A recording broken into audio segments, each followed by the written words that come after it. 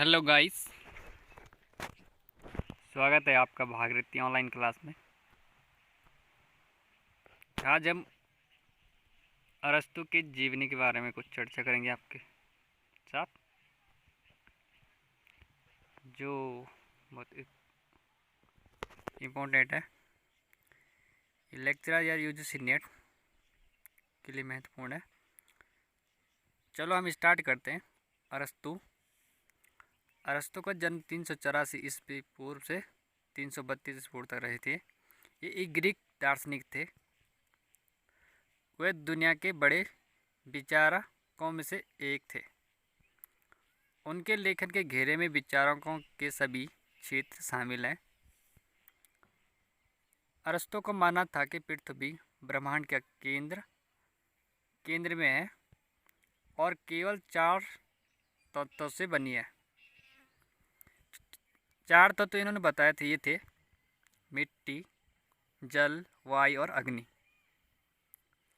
अरस्तु के अनुसार, मतानुसार सूरज, चांद और सितारों जैसे खगोलीय पिंड परिपूर्ण और ईश्वरीय हैं और सारे 5वें तत्वों से बने हैं, जिसमें ईश्वर कहते थे। इस प्रकार अरस्तु के जीवन का मकदूनिया के दरबार का काफ़ी गहरा प्रभाव पड़ा था और उनके पिता की मौत उनके बचपन में ही हो गई थी। 17 वर्षीय अरस्तु को उनके अभिभावकों ने शिक्षा पूरी कराने के लिए बौद्धिक शिक्षा केंद्र एथेंस भेजा था। वे वहां पर 20 वर्षों तक प्लेटो से शिक्षा प्राप्त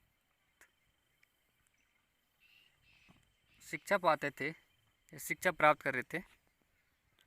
पढ़ाई के अंतिम वर्षों में वे स्वयं अकादमी में पढ़ने लगे। अरस्तु को उस समय का सबसे बौद्धिक व्यक्ति माना जाता था, जिसके प्रशंसा स्वयं उसके गुरु भी करते थे। अरस्तु यूनानी दार्शनिक थे। अरस्तु की गिनती अपने स्वयं के साथ संसार में पैदा होने वाले समस्त महान लोगों के, खासकर दार्शनिक के बीच होती है। अरस्तु का परंपराओं पर भरोसा नहीं करके किसी भी घटना की जांच के बाद ही किसी नतीजे पर पहुंचते थे।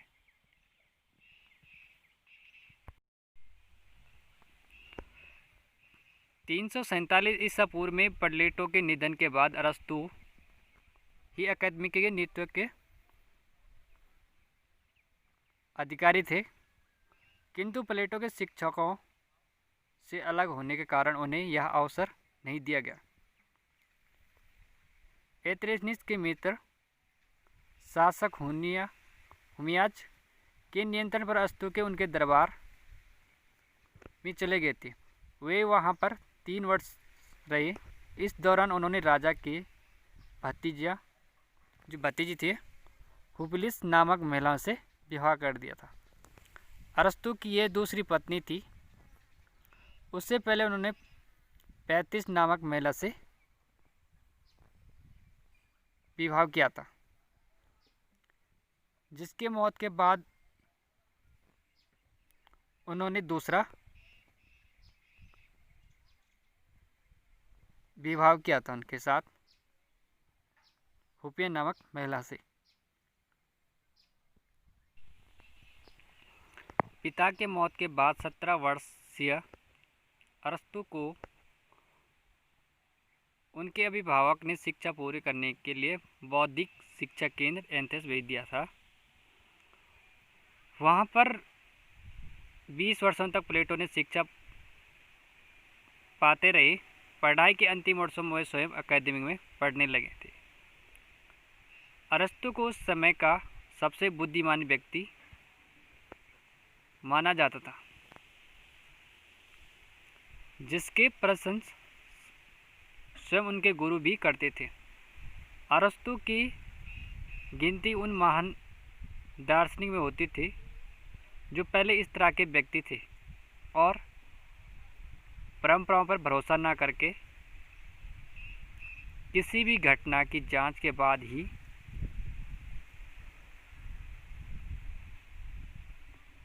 किसी नतीजे पर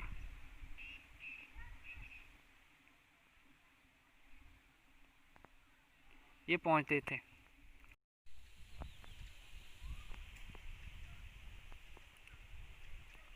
अरस्तू और दर्शन।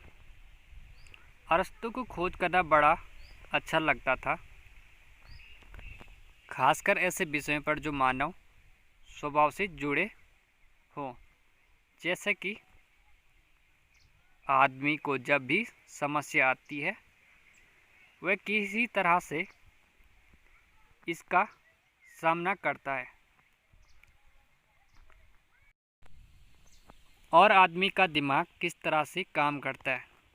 समाज को लोगों से जोड़े रखने के लिए काम करने वाले प्रशासन में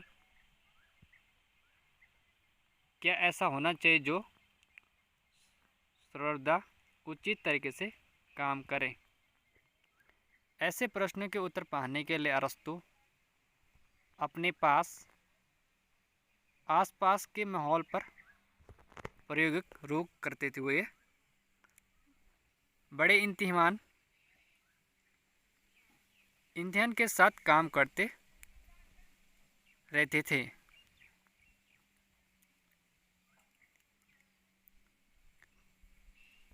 वे अपने शिष्यों को सुबह सुबह विस्तृत रूप से और शाम को आम लोगों के साथ या साधारण भाषा में प्रवचन देते थे। अलेक्जेंडर की अचानक मृत्यु पर मकदूनिया के विरोध के स्वर खड़े उठे हुए उन पर नास्तिकता का भी आरोप लगाया गया। वह दंड से बचने के लिए 40 चले गए और वहाँ पर अलेक्जेंडर की मौत के 1 साल बाद 62 वर्ष की उम्र में उनकी मृत्यु हो गई।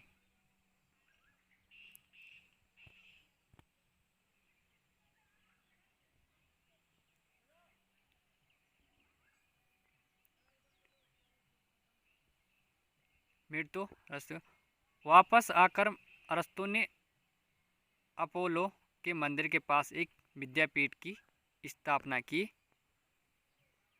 जो कि पर्यटक विद्यापीठ के नाम से प्रसिद्ध हुआ। अरस्तू का बाकी जीवन यहीं पर बीता था। अपनी महान शिष्या सिकंदर की मृत्यु के बाद अरस्तू ने भी विष पीकर आत्महत्या कर दी थी। Okay friend, thank you, bye bye.